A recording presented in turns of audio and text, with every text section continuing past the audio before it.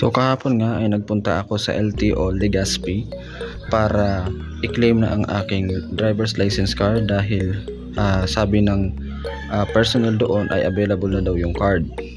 So bale, pagpunta ko sa LTO, ang sabi ng guard ay 150 lang daw per day ang kanilang kayang i-accommodate.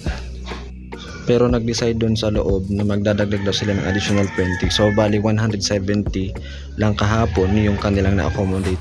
And sa swerte ko, 169 yung number na nakuha ko. So after ko makakuha ng number, nag-instruct sa amin yung guard na since yung number ko daw ay 169, ay bumalik na lang daw ako mga around 3:30 to 4 PM. So ayun nga, umuwi muna ako. So ito palang driver's license ay kumuha ako last December. Pero dahil wala pa sila dating available na card, ay yung papel muna yung binigay. And ito, yung mga kumukuha ngayon, sila yung mga backlog dati na wala pang card. Kaya talagang napakarami. So yung iba doon, ay natanong ko number 10 yung number niya. Tinanong ko kung anong oras siya pumunta. Sabi niya 2 AM.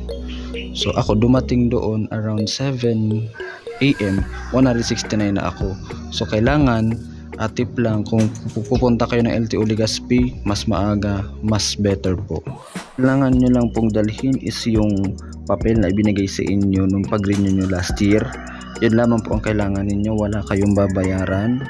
And kapag yung number nyo is 100 plus na, sigurado papabalikin na lang kayo in the afternoon. And pagbalik nyo doon, wala naman po kayong babayaran, walang pipirmahan, i-claim nyo na lang yung inyong driver's license card. So bali, nag-decide ako bumalik kahapon around 2:30. Dumating ako sa LTO Legazpi mga 3 PM na. Pagdating ko, sakto 168 na yung tinatawag and ako na yung susunod. So ang dali-dali lang, pagdating ko doon 168 na, and after nun ako na yung tinawag. And pagtawag sa akin, binigay na yung card and yung nakalaminate kong papel, yung driver's license ko na parang isang bond paper pa. Maganda na meron na tayong driver's license card na kasya lang sa ating wallet, hindi na yung dati na papel na hindi man magkasya sa ating wallet. Kaya ngayon less hassle na para sa part natin. Kaya kuha na rin po kayo ng inyong driver's license card. Available na ngayon habang meron pa sila dito sa LTO Legazpi City District Office. Ang payo ko lang, magbaon ng tubig, always stay hydrated, and mas maaga, mas okay, 3 AM, 4 AM, and habaan magbaon ng mahabang pasensya. So yun lamang po. God bless you all.